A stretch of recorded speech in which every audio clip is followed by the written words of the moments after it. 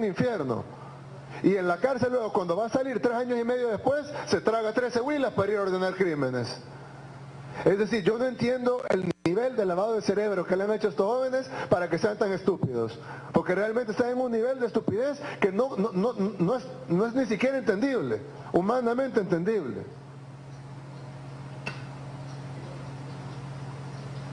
Ahorita acaban de capturar un sujeto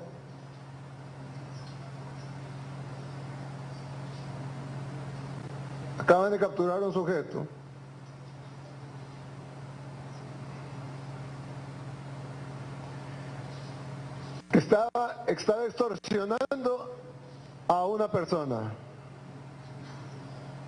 Solo para que escuchen los angelitos que están afuera. Problemas, nos consta lo que vos nos decís, lo que estás trabajando. Nosotros sabemos que así es, porque los hombres sabemos, ¿me entiendes, Pau? De que ustedes pasan tranquilos, ¿me entiendes, Pau? Vos, ¿me entiendes, Pau? El despabil está así, de queremos que vos limpies esta imagen con hechos, no con palabras, ¿me entiendes, Pau? Aquí va a morir la bronca, ¿me entiendes, Pau? Pero aquí de vos depende.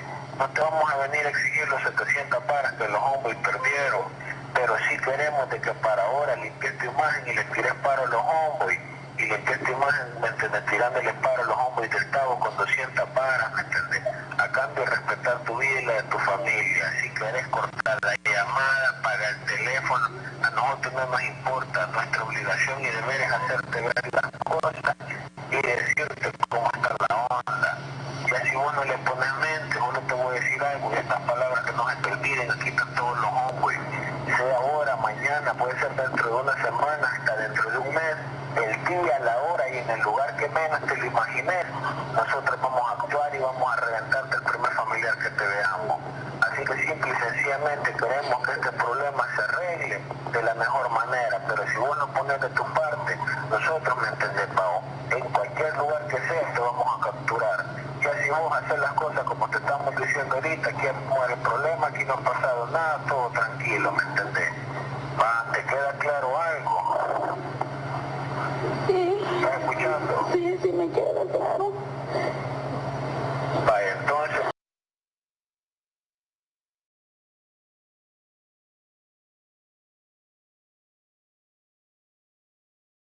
Pasa un infierno. Y en la cárcel luego, cuando va a salir 3 años y medio después, se traga 13 huilas para ir a ordenar crímenes. Es decir, yo no entiendo el nivel de lavado de cerebro que le han hecho a estos jóvenes para que sean... Ahora queremos que vos le colabores a la pandilla limpiando tu imagen, ¿me entendés? Con unos 200 paras para los hombres del Tabo, babo. Así que ya sabes, ¿me entendés, Pau? Entonces, ¿cómo está la onda? ¿Mandamos a alguien a tu casa a recoger la feria ahorita o qué pedo? Ya no tengo ese dinero. Por eso, pero sabemos que tocando puertas se te abren, vos a ver que te puedes rebuscar para agarrarlo, pues, ¿me entendés? Vaya, ahorita está temprano, ¿me entendés? Ahorita, ¿me entendés? Son las 9 de la mañana. Vaya, creo de que podés tener las posibilidades para agarrar eso, pues, va. Entonces, ¿qué pedo? No sé, yo no tengo ese dinero. Además, estamos pasando bien mal en mi casa. ¿Cómo le voy a dar ese dinero yo? Vaya, mira, ¿me entendés? Vos a ver que tocando puertas se te abren, ¿me entendés? Te voy a poner un ejemplo, no es amenazarte, sino que es aclararte las cosas y que lo veas de ese punto. Yo sé que si no hubiéramos dialogado con vos, ¿me entendés? Y te hubiéramos matado a cualquier familiar, ¿me entendés? Nos hubiéramos capturado vos y te hubiéramos torturado, ¿me entendés? Yo sé de que si te matamos familiar a esta hora, de aquí, ¿me entendés? A las 9 de la noche han gastado más de 1000 bares en gasto fúnebre. Sin embargo, nosotros ahorita estamos haciendo dialogar con vos, ¿me entendés? Para evitar malos entendidos, ¿no? Ay, está bien, pero yo no sé si lo voy a poder hacer reunir ese dinero, yo no sé. Vaya, a partir de ahorita, ¿me entendés? Queremos que estés pendiente de este teléfono. Si te llamamos y no contestás, nos vale verga que no contestes y que quien va a sufrir las consecuencias o vos o nosotros. Así que a partir de ahorita, llamada que te haga yo, cualquier hombre, y tenés ese pendiente del teléfono, rebuscate con esa feria, ¿me entendés, Pau? Y si no, vos entregas esa feria y para el problema. Y lo demás, como te decimos, no queremos verte con teléfono en mano, peor con una llamada en línea. Así que ya sabes, aquí vivís tranquila, ¿me entendés? Todo tranquilo, aquí no ha pasado nada, pero si no cumplís lo que te estamos diciendo, ya sabes, sí hay horas que menos te lo imaginé y después vamos a actuar. Entonces, ¿cómo estaría la situación? ¿Le vas a poner mente o es necesario que nosotros actuemos con hechos de sangre para que vos le pongas mente? No, es que yo no tengo ese dinero. Pero sabemos que te puedes rebuscar, hombre, ¿me entendés, Pau? Ya sea vos o cualquier familiar tuyo, puede ser que vendés, que empeñás, ¿me entendés, Pau? Eso es hoy a las 9 de la mañana. La víctima decidió no pagar la extorsión y decidió denunciar el hecho.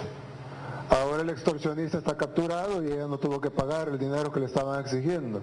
Obviamente es entendible de que hay salvadoreños que no quieren correr ese riesgo, hay otros que deciden, ya están cansados y deciden ya no pagar la extorsión.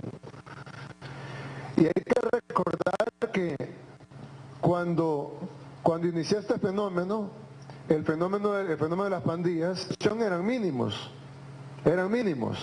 ahí en los 90s.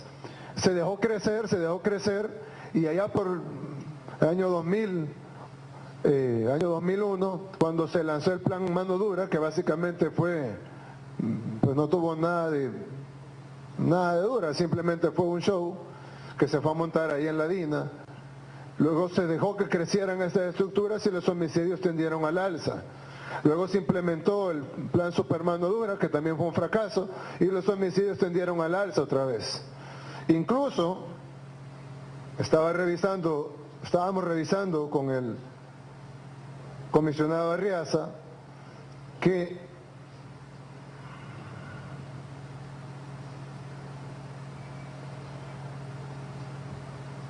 solo en el quinquenio anterior, en los 5 años del gobierno anterior, iniciando el 1 de junio del 2014 y terminando el 30 de mayo del 2019, el promedio de homicidio fue de 12.17 homicidios mensuales. Ese fue el promedio de homicidios del quinquenio. El promedio mensual fue de 383.91 homicidios. Incluso hubo meses, como agosto del 2015, que tuvimos 918 homicidios, es decir, prácticamente 30 homicidios diarios, 30 diarios, incluyendo sábados y domingos y los días feriados de agosto, 30 homicidios diarios. Estamos viendo un reporte completo de cómo funcionan todos los homicidios por departamento, por zona, por si es de la MS o de la Salvatrucha, de la MS o de la 18 Sureños o de la 18 Revolucionarios, a quién atacan, qué tipo de víctima es, etcétera. Y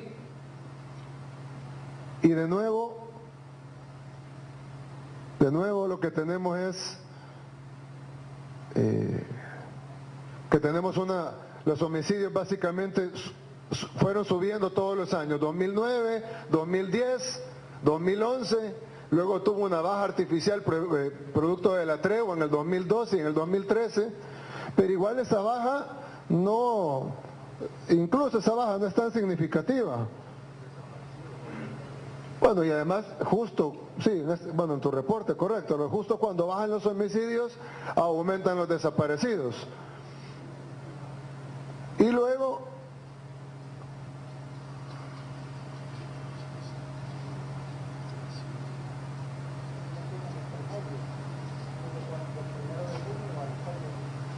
sí, me lo enviaste, correcto, aquí está. El promedio actual del 1 de junio, es decir, de donde asumimos nosotros al 6 de julio, o sea, el día de ayer, el promedio es de 7.6. Y del 20 de junio a la fecha, el promedio es de 7.1. Es decir, está muy por abajo del promedio de la administración anterior e incluso de los 7.6 ha bajado de los 7.1 en el marco de los primeros 15, 16 días del plan control territorial, tomando en cuenta que un gran porcentaje de esto han sido enfrentamientos entre soldados y agentes contra pandilleros, en los cuales la mayoría han sido pandilleros que han quedado abatidos por el Ejército y la Policía Nacional Civil, y aún incluyéndolos a ellos en el conteo, porque se deben incluir, el promedio es de 7.1 en los primeros 16 días del plan. Es decir, si continuamos así, pues esperamos tener una mayor reducción en los homicidios y en todos los demás delitos, como el caso de las extorsiones y el ejemplo que les di. Pero para eso tienen que configurarse varias cosas. Una de ellas es de que tiene que cerrarse por completo la comunicación de centros penales hacia el exterior para descabezar la estructura y que ya no haya una cadena de mando correcta. La segunda es de que tiene que ejecutarse y darse los recursos que ya tenemos asignados, aunque aún todavía no han sido distribuidos en esta semana, para fortalecer la fase 1. Eso ya es un tema de implementación, espero que se implemente en estos días. Luego, está ya funcionando la fase 2 en un 100%, pero necesitamos que se aprueben los recursos para la fase 2, ya que si bien está funcionando en un 100%, la fase 2 incluye otro tipo de acciones que van a ser detalladas a profundidad el miércoles para presentarse a la Asamblea Legislativa el jueves, para que entre a estudio. Tenemos tiempo para que lo estudien y lo vean y hagan preguntas porque estamos implementando la fase 2 al 100%, pero esperamos que lo aprueben de la manera más rápida posible, tomando en cuenta que esta grabación que les puse hoy, es una muestra del sufrimiento diario que viven las familias salvadoreñas y que eso de estar esperando tiempos innecesarios, yo entiendo que hay que esperar, hay que discutirlo y hay que ver los gastos, sobre todo estos que no tienen por qué ser reservados, no tenemos por qué reservar cuántas bibliotecas vamos a construir, o cuántas escuelas vamos a remodelar, o cuántas calles vamos a hacer, o cuántos centros juveniles, o cuántas canchas, o cuántos lugares deportivos, o cuánto se va a invertir para capacitar a la juventud. Es decir, son cosas que no requieren de ninguna reserva y por lo tanto las podemos discutir una por una con la Comisión de Hacienda y la Comisión de Seguridad de la Asamblea Legislativa, pero no sin quitar el dedo del renglón de que tenemos una emergencia afuera. Y si bien estamos aplicando la fase 2 al 100%, pues queremos que se mantenga al 100% y no que luego baje al 90 o al 80 por falta de recursos. Bien, lo otro es de que el día de ayer tuvimos solo 2 homicidios. Eso es un aliciente, si bien no creo que sea una baja permanente, ya que pues, eso toma tiempo, pero yo sé que para las familias que perdieron a sus familiares el día de ayer, no es ningún aliciente que les digamos de que no murieron 11, pero si vemos de dónde venimos, hay 2 familias sufriendo en lugar de 11 familias sufriendo. Es decir, siempre salvadoreños están sufriendo todos los días. Pero vamos en el camino correcto hasta llegar al punto en donde tengamos un país en donde los salvadoreños no sufran el embate de la delincuencia todos los días, en todos los rubros: homicidios, desapariciones, secuestros, violaciones, asaltos, extorsiones, y la renta que le han separado a la extorsión, aunque a mí me parece una vil extorsión. Bien, ministro, su comentario sobre el despliegue hasta ahora de las tropas y cómo vamos a mejorar en los próximos días en el fase 1 del plan.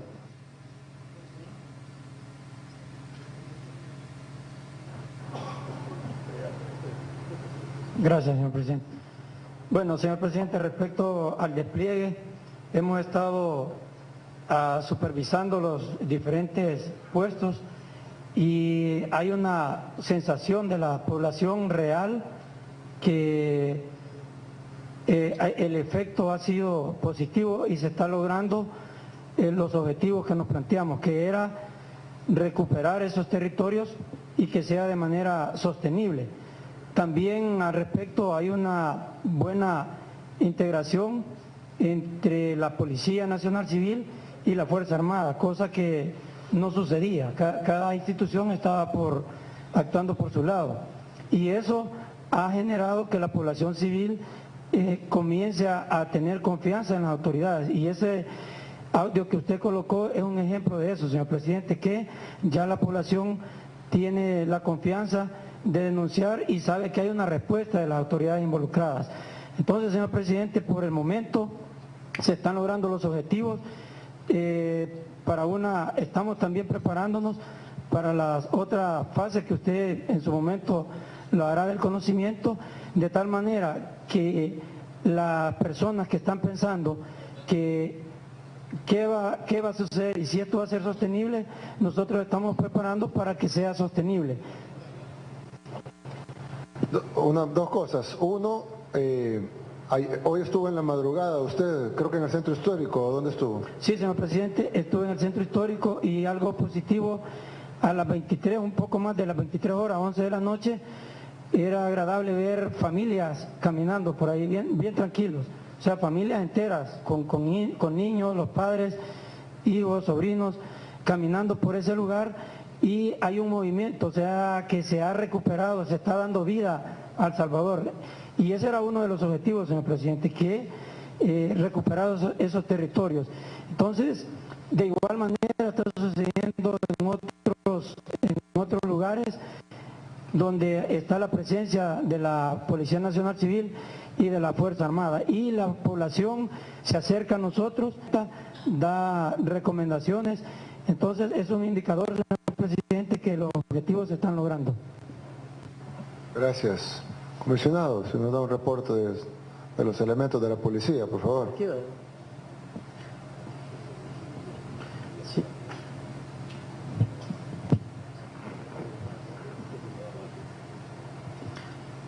Uno, dos. Señor presidente, buenas tardes. Buenas tardes a todos.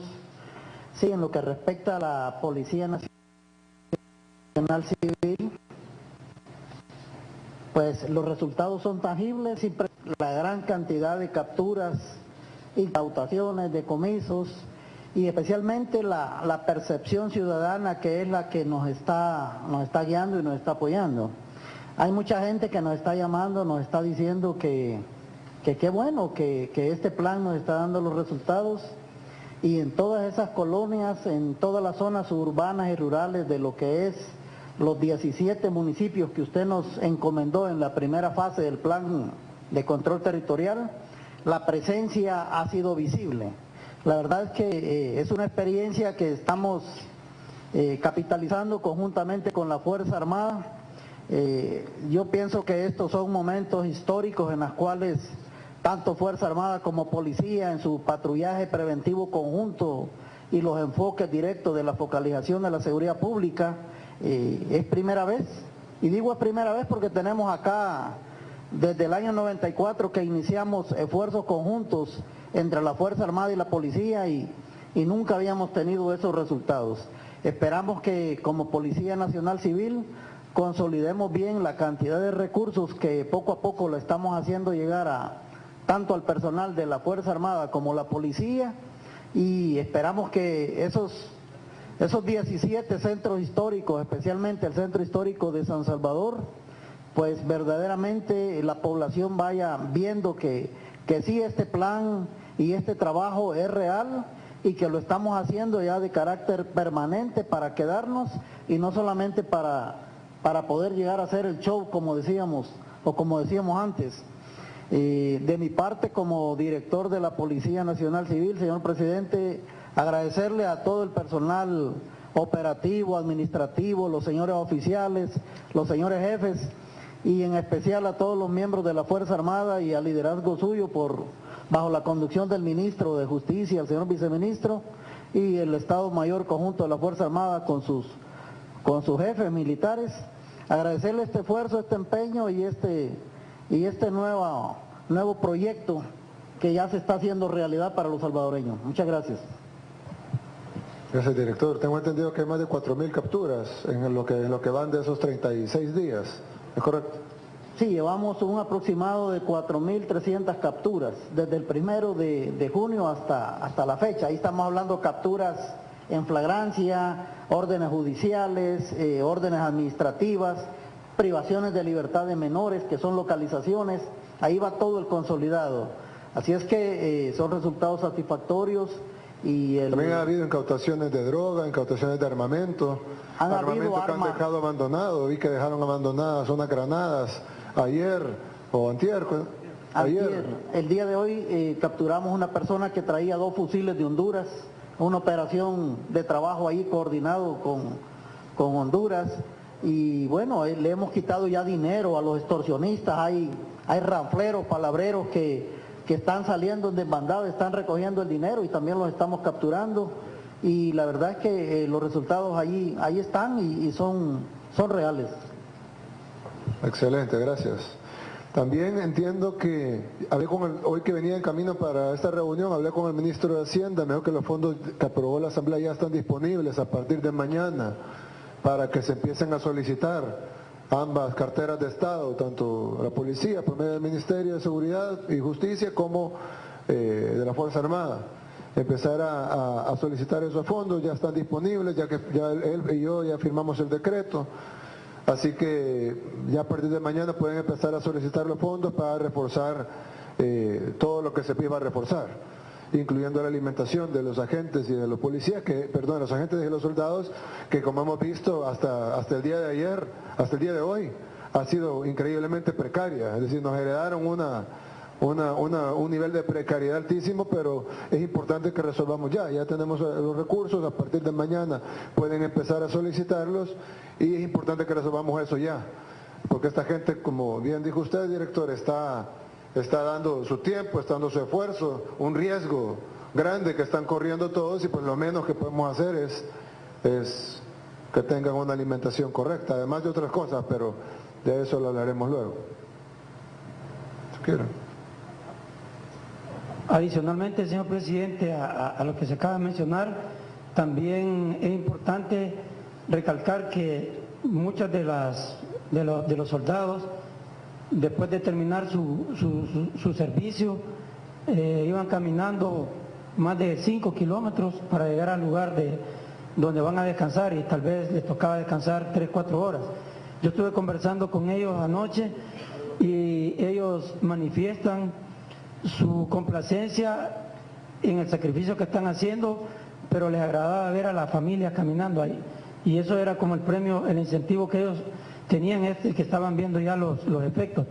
Pero coordinando con el señor ministro de Justicia y con el director de la PNC, la policía también puso a disposición vehículos para transportar a nuestros soldados luego que terminan su tarea y los llevan a los lugares donde van a descansar. Eso era lo que no se les estaba otorgando.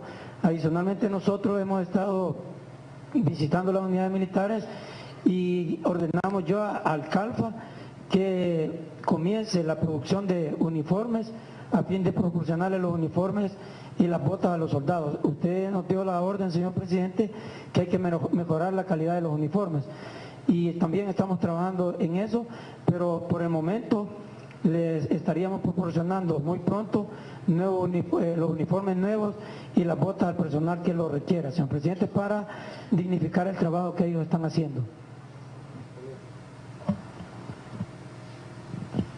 Sí, igualmente la Policía Nacional Civil, aparte de la dotación de uniformes, vehículos, combustible, también ya preparamos la pagaduría auxiliar que le va a hacer llegar su régimen de los $200 al personal que está involucrado en este plan, que es lo que usted nos ofreció y que usted nos consiguió ya los presupuestos. Así es que a la par que estamos trabajando en esta labor y en este esfuerzo, también estamos velando porque los recursos y porque los incentivos lleguen también al personal policial. Excelente, gracias, director. Lo último antes de las preguntas es decir de que estamos ya al 100% de implementación de la fase 1, aunque ahora van más recursos, pero los recursos van más a fortalecer ese 100%, que no se nos baje, ¿verdad? Que no se nos caiga, y estamos, aunque apenas hemos iniciado, pero hemos iniciado el 100% con la implementación de la fase 2, y los recursos que vamos a solicitar no se van a requerir en las próximas semanas, por lo tanto puede haber un proceso más largo en la Asamblea Legislativa, pero sí se van a requerir para sostener la fase 2. Luego, cuando lancemos la fase 3, vamos a tener en paralelo la 1, la 2 y la 3, y luego, cuando lancemos la fase 4, ahí ya se suspende la 3 y la 1, y nos quedamos únicamente con la fase 4 y la fase 2. No es porque se vaya a quitar la fase 1 para que a alguien le vaya a dar miedo, no, sino que la fase 4 incluye todo, ya que ya vamos a haber pasado por la fase 3, la cual estamos ya preparándola, y creo que va a ser algo que sí va a tener un impacto mucho mayor en el territorio el que estamos teniendo ahora, y ya en la fase 4 pues se suspenderían la 1 y la 3 porque estarían incluidas dentro de la 4. Así que yo creo que ahí, cuando estemos implementando la fase 4 y la fase 2 en paralelo, es donde que estamos hablando de 2 años, más o menos de aquí a 2 años, es donde vamos a ver, aunque deben de verse desde ya los cambios, pero es donde la gente ya va a sentir realmente que vivimos en un país muchísimo más seguro del país que nos heredaron. Y por supuesto siempre estarían pendientes de la fase 5, 6 y 7 para hacer de verdad un país seguro, que es lo que estamos buscando y creo que es lo que soñamos todos los salvadoreños. Y podemos preguntar en la calle. Yo siempre les digo, cuando alguien, un medio de comunicación le pregunta, hagamos un sondeo en la calle o en las redes sociales y van a ver cómo el 95% de la gente, si no más, les va a decir de que apoyan este plan, de que quieren ver que este plan se fortalezca y continúe, y que le piden a los demás órganos del Estado de que colaboren en el plan. Necesitamos colaboración del órgano judicial, necesitamos colaboración de los diputados y necesitamos colaboración de la Fiscalía General de la República. Sin la colaboración de estos entes, pues evidentemente estaríamos luchando amarrados de una mano.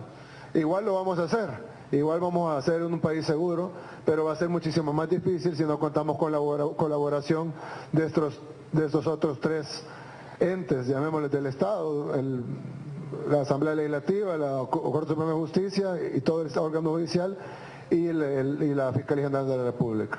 ¿Si tienen alguna pregunta?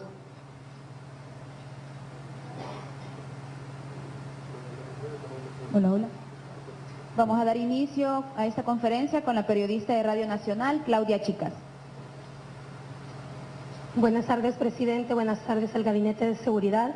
Hoy en la mañana escuchábamos conferencia de prensa por parte del arzobispo de San Salvador, Monseñor José Luis Escobar Alas, y él hacía una pequeña valoración en torno a la fase 1 y 2 del Plan Control Territorial. Él decía que se da el voto de buena fe para creer en este esfuerzo, pero hizo un llamado a los políticos y a otros sectores a que eviten las críticas y que se sumen. Ya lo escuchábamos a usted, presidente, haciendo un llamado a los diferentes poderes del Estado a que se sumen. Pero nuevamente, ¿cuál es el llamado en un primer momento a los partidos políticos que todavía siguen manteniendo una postura de crítica al plan? ¿Y cuál es el llamado en ese sentido a los diputados? Porque se vienen una serie de peticiones para refuerzo económico al plan de control territorial. Gracias, Claudio. Sí, la realidad, bueno, en primer lugar un saludo al arzobispo. Creo que tiene razón en el hecho de que hay que darle un voto de confianza a esto, sobre todo, bueno, por varias razones. Primero porque yo creo que cualquier gobierno, cualquiera, todos los gobiernos incluso anteriores que nos han dejado tan mal sabor y los que vengan en el futuro, a cualquier gobierno se le tiene que dar la oportunidad de implementar sus planes y de trabajar. Nosotros tenemos ahorita 36 días, 37 con si incluimos este día de estar trabajando día y noche, en la madrugada, sábado y domingo, bueno, hoy es domingo, sin parar en esos 37 días para tratar de mejorar el país. Y creemos que a todo gobierno, independientemente del rubro, no solo el de seguridad, se le tiene que dar la oportunidad de trabajar antes de criticar. No se ha visto, se tiene que ver y luego pues se hacen las críticas o las valoraciones al respecto. Número 1. Número 2, yo me sumo a ese llamado de que, incluso lo había dicho anteriormente, como tú bien acotaste, de que en lugar de criticar es hora de apoyar. Generalmente los políticos se llenan la boca diciendo que están trabajando por el pueblo, que su único interés es el pueblo, que lo que quieren es el beneficio para el pueblo, pero a la hora de las horas, pues parece que lo último que quisieran es eso, y lo primero que quisieran es que falle el adversario político, que falle el gobierno, porque así ellos sienten que van a tener un rédito electoral. Cuando lo que debemos de ver ahorita, no hay elecciones este año ni el otro. Aprovechemos este tiempo para que no haya elecciones, para poder trabajar juntos en pro del país. Y ese llamado se le hace a los poderes del Estado, pero también a los demás sectores de la sociedad. Nosotros también saludamos con con agradecimiento a los medios de comunicación que se han sumado en el sentido de presentar la realidad de las pandillas. Yo he visto reportajes en varios medios de comunicación en donde se ha reportado la realidad de lo que viven las pandillas, cómo son las pandillas, qué es lo que se está haciendo, y de todas estas cosas creo que suman al plan. Es decir, cada salvadoreño en su trinchera tiene una responsabilidad. Las personas en las redes sociales, las personas en la calle, en la mesa, que están almorzando en su casa y están comentando, es importante que pongan su esfuerzo también en de que la familia esté a favor de lo que se está haciendo. Incluso, es feo decir esto, pero los familiares de los pandilleros, por ejemplo, se habla de 500,000 de personas, alrededor de los 60,000 más o menos, de acuerdo al estudio de la Fuerza Armada, pandilleros que hay en el país. Evidentemente no hay un censo exacto, pues, pero más o menos se habla de 60,000 pandilleros y de 500,000 de personas que están alrededor, que no son pandilleros, pero algunos colaboran con ellos y algunos son familiares directos de ellos. Hemos visto casos, por ejemplo, en donde ahora hay emergencia en los centros, pero cuando no había, llegaba la pareja sentimental del reo a visitarlo, una persona probablemente buena, que no es una delincuente, digamos. Sin embargo, entra al centro penal y llevaba celulares, chips, dinero, droga. Y entonces uno dice, bueno, obviamente se tiene que capturar a esta persona. Y cuando se captura y la persona está llorando porque la capturaron y le encontraron el dinero, los chips, los celulares, dice que yo lo hice por amor. Entonces, es decir, ¿por qué el sinvergüenza que está ahí adentro no le tiene amor a ella y no le pide que haga estas cosas? Entonces, hacerle un llamado a las personas que no se dejen utilizar por los sinvergüenzas, porque ustedes al final van a pagar los delitos de ellos. Imagínense que, digamos que hay una familia, y digamos que el hombre, que generalmente hay más delincuentes hombres que mujeres, habría que hacer un estudio sociológico porque es así, y capturan al hombre, digamos, y por lo tanto el hogar se queda sin una parte del sustento, si no es que todo el sustento, porque tenemos una sociedad machista que le da más empleo al hombre que a la mujer. Y entonces la mujer tiene que ser padre, madre, cuidar los niños, buscar el sustento para la familia, vivir en situaciones precarias, en situaciones, etcétera. Y todavía viene el sinvergüenza que está ahí adentro, le exige con algún chantaje emocional que ella lleve celulares, chips, dinero, drogas al centro penal. Y ella, chantajeada por este sujeto, va y hace eso. ¿Qué gana? Primero, ella va a ir a la cárcel, no podemos hacer otra cosa. Segundo, sus hijos van a quedar probablemente en un hogar sin padres, en donde tal vez el hijo mayor de 14 años o de 12 años se va a hacer cargo de sus hermanos. Y entonces sigue el círculo de violencia, porque probablemente este muchacho de 12 o 13 años lo que va a hacer es entrar a la pandilla. Destruir a su vida, la de sus hijos, la de su familia, por un sinvergüenza. Yo sinceramente digo, yo no digo que todos los que están en la cárcel son así, pero desde el momento que les piden que les lleven celulares, chips, dinero, drogas, sabiendo que ustedes se enfrentan el riesgo de ir a prisión por varios años, de sufrir lo que ellos están sufriendo en prisión, de dejar a su familia sola, eso no es amor, de verdad eso no es amor. Si le piden eso, sepa que lo que tiene es un sinvergüenza ahí adentro, cuelgue el teléfono y no lo vuelva a visitar. Y por eso digo que va para todos, va para la sociedad, va para los medios de comunicación, va para la gente, va para los académicos, para los intelectuales, para las ONGs, para la gente, para los críticos del gobierno, para los no críticos, para los diputados, para los jueces, para los fiscales. El día de mañana, a las 9 de la mañana, tengo una reunión con el fiscal general, ¿lo entienden? Para el fiscal general, va para todos. Es decir, no podemos vencer este flagelo solos. Aquí tenemos el ejemplo de una mujer valiente que no se le puede exigir a todos que hagan esto, se entiende el miedo, a veces el miedo no gana, pero aquí tenemos el ejemplo de una mujer valiente que decidió no pagar la extorsión, denunciar, el sujeto está capturado. Y y el llamado para todos los sectores. Ahora, como yo bien dije una vez, este es un país libre y pues el que quiera criticar tiene todo el derecho a criticar y no va a tener, obviamente no va a tener ninguna responsabilidad por ello. Esto es un país libre, pero yo creo que esta es una oportunidad única que tenemos de vencer a las pandillas.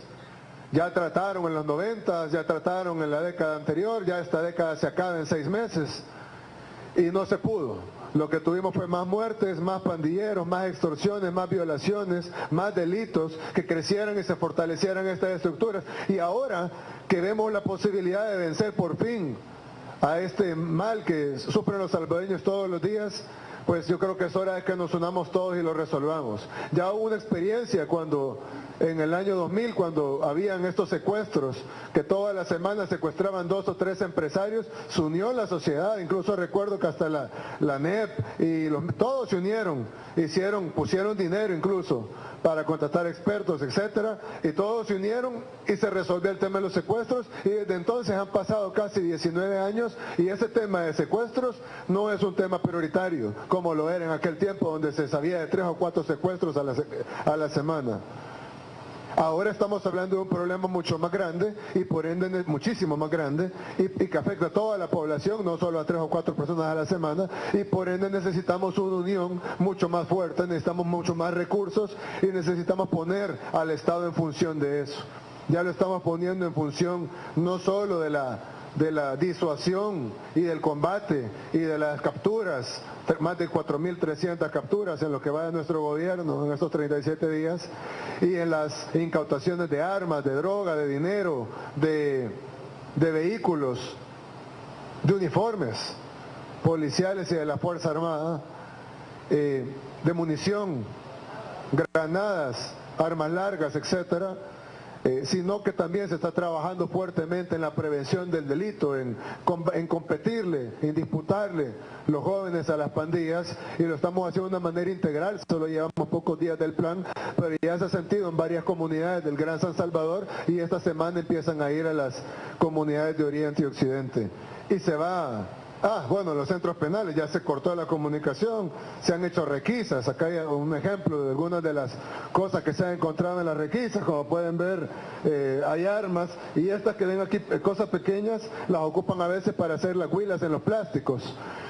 Incluso hemos encontrado huilas de papel higiénico, y lo que hacen es que ocupan, los que tienen algún medicamento, ocupan el medicamento para pintar el papel higiénico. Es decir, no quieren el medicamento para curarse, quieren el medicamento para hacer huilas. Como les digo, es un nivel de lavado cerebral que es casi imposible. Es como si le hubieran hecho una lobotomía, le hubieran sacado el cerebro y los pusieran a funcionar a control remoto. Agarran la medicina que necesitan para vivir y lo ocupan para pintar en un papel y comunicarse con la estructura.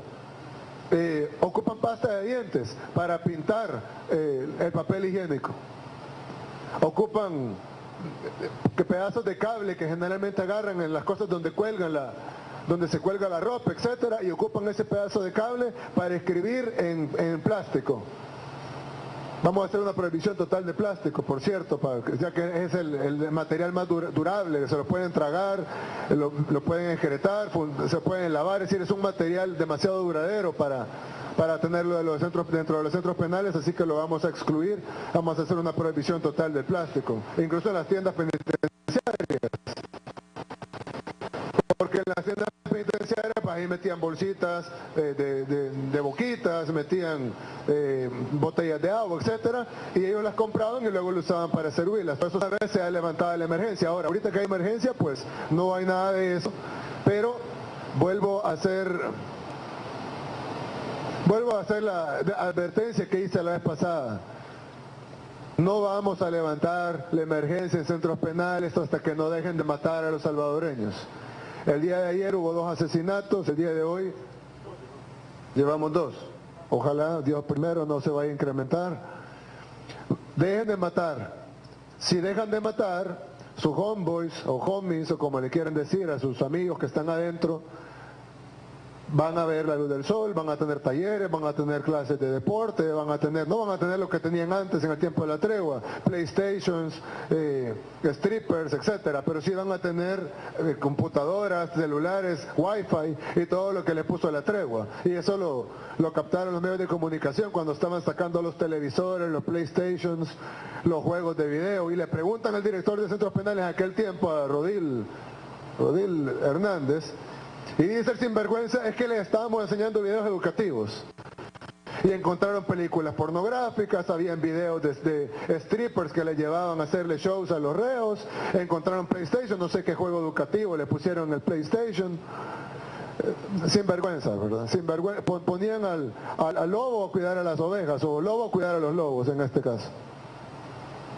Así que ya no va a ser así, pero sí queremos reinsertar, que sí queremos hacer talleres, sí queremos fortalecer las granjas penitenciarias, sí queremos que los reos produzcan su propia comida, sí queremos que los reos se reinserten, sí queremos que ocupar a los reos en fase de confianza para poder reconstruir nuestras escuelas, para poder reconstruir nuestros puestos policiales, sí queremos ocupar a los reos que están dentro de los penales para construir los pupitres para nuestras escuelas, sí queremos que hagan deporte, que salgan, que tengan recreación, que siembren árboles, que aprendan un oficio para que cuando salgan, en lugar de llevar 13 huilas tragadas, salgan a trabajar como debería de ser, a cortar la estigmatización, pero paren de matar a los salvadoreños. Si siguen los homicidios, no vamos a quitar la emergencia en los penales. Gerardo Hurtado, periodista de Canal 21. Buenas tardes para todos, presidente. Estamos transmitiendo en vivo por nuestra cadena de Megavisión. Quiero consultarle si usted tiene informe de que se ha retirado a los policías de las zonas rurales para patrullar las zonas urbanas, quedando desprotegidas estas zonas donde operan muy libremente estos grupos terroristas. Si no es así, quisiera también que me lo confirmaran sus ministros, tanto de defensa o de seguridad. Ya le voy a dar la palabra al director de la PNC, pero antes de decir de que no, desde que se diseñó este plan no se hizo así. No fue un simple reubicación, vaya, si tenemos 100 acá y 100 acá, pongamos 200 acá. No, le dimos pluma. Es decir, sacamos, incluso se cambió los horarios, se fortalecieron algunas cosas, por eso incluso se pidió el refuerzo presupuestario, incluso se sacó, ¿cuántos? 9 millones fue para el régimen de, no el régimen de alimentación, no, el otro, el régimen de mover a los, de cooperación de los soldados a la PNC, se destinó un monto para eso. El refuerzo.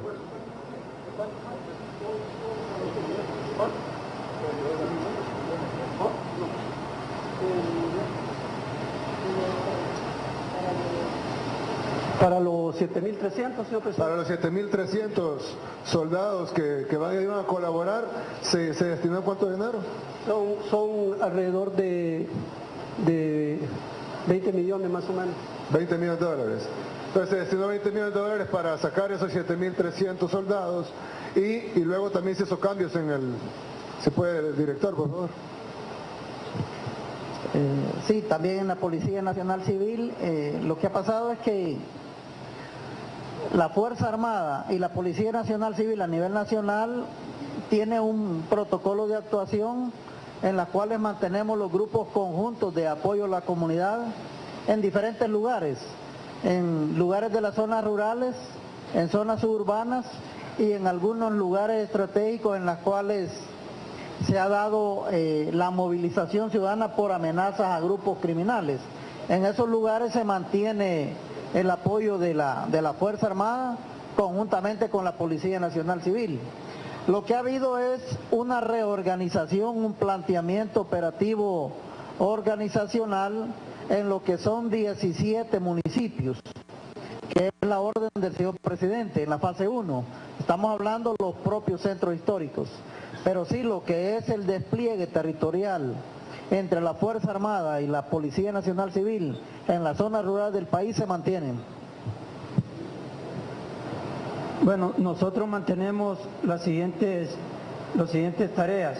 Tenemos los grupos de apoyo a la comunidad, como lo mencionaba el señor subcomisionado, se mantienen. También tenemos posiciones permanentes. Continuamos el patrullaje en aquellos puntos ciegos en toda la frontera de nuestro país con los vecinos. También tenemos el plan de apoyo a las escuelas, continúa desarrollándose, y las patrullas móviles. Adicionalmente a esto, hemos empleado, adicional a lo que ya estaba, nosotros también hemos empleado más personal de la Fuerza Armada en algunas zonas rurales donde la permanencia de las pandillas ha sido grande, y nos lo habíamos ubicado, que es lugares donde han estado asesinando a miembros de la Policía Nacional Civil y de la Fuerza Armada. Esos lugares los hemos reforzado también. Sí, también centros penales hemos implementado el apoyo para ese sector. Lo otro es que por primera vez en cuántos años vamos a abrir reclutamiento en la Fuerza Armada. Sí, bueno, en los últimos 10 años los reclutamientos han sido bien mínimos. Ahora ya estamos trabajando para reclutar 1000 hombres más, lo cual, si lo sumamos al resto que ya se encuentra apoyando la seguridad pública, pues es algo significativo, y que reclutar 1000 hombres más es un gran esfuerzo que se está haciendo, pero va en buen camino.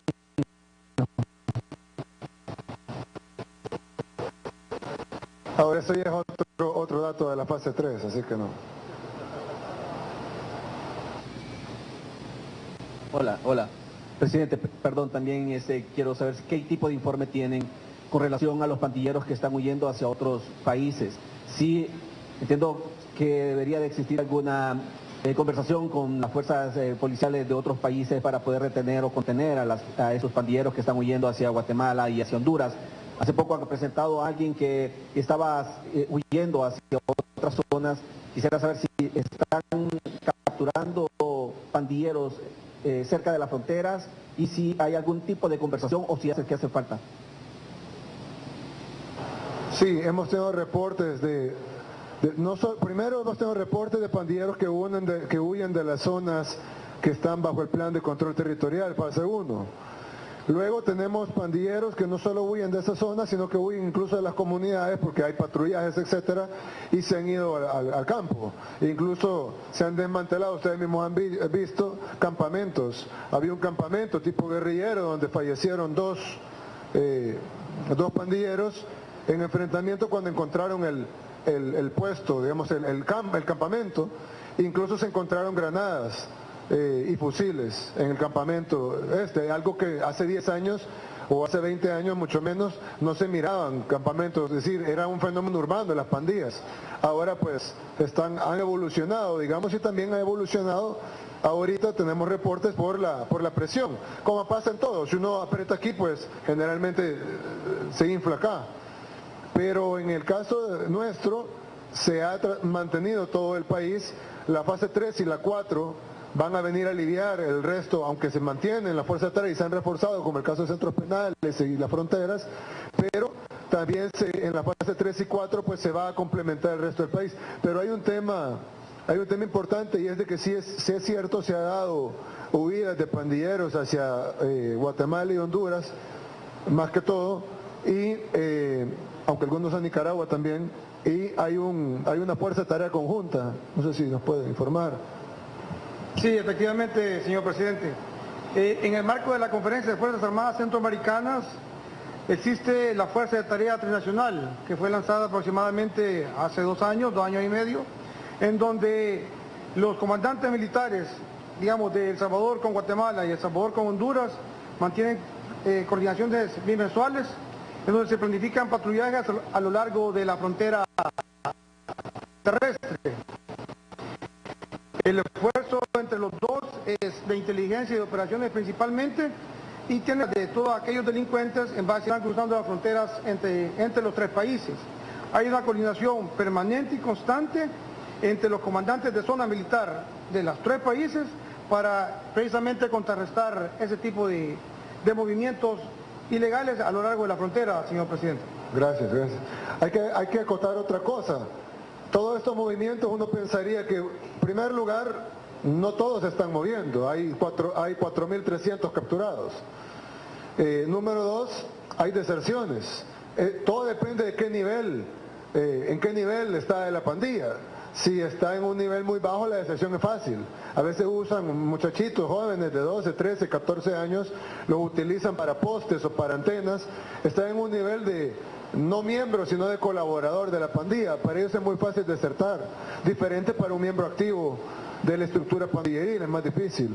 Hemos cortado la comunicación desde los penales y eso hace que la cadena de mando se rompa. Entonces, si viene un pandillero, un ranflero o un palabrero y huye a otro país, no simplemente se movió de lugar, es decir, ya su zona de influencia, porque probablemente ese palabrero, su zona de influencia era Santa Tecla, por decir. Si él va a Guatemala, pues para que él establezca una estructura allá, no es así nomás, es decir, va a tener que convencer gente, jóvenes, desde dónde va a operar, quiénes van a hacer su estructura, cómo le van a enviar dinero, cómo va a recibir, cómo va a pagar su estructura. Es decir, no simplemente hay que pensar que porque el palabrero se mudó de Usulután a un campamento en las montañas de Morazán, pues está bien. No, de las montañas de Morazán no puede matar a nadie, no puede extorsionar tal vez sí, pero no puede violar, no puede asaltar. Ya dar órdenes solo la puede dar vía comunicaciones, las comunicaciones se pueden interceptar. Si llegan y lo visitan, pues entonces está estableciendo una cadena que nos da indicios de dónde perseguir. Es decir, mover una estructura no es tan fácil. Yo pongo el ejemplo con el gobierno. Si descabezáramos a todo el gobierno, ministros y presidente y todo, y los aisláramos en un cuarto sin comunicación, fuera un caos afuera. A pesar de que estuviéramos todos bien en un cuarto, digamos. Pero al no tener comunicación con el exterior, eso descabeza la estructura de mando, y si encima los que están afuera empiezan a tener deserciones, bajas por medio de las 4.300 capturas, bajas por enfrentamientos con la misma policía y la Fuerza Armada, huidas de sus ámbitos de influencia, de sus zonas de influencia, huidas hacia otros países,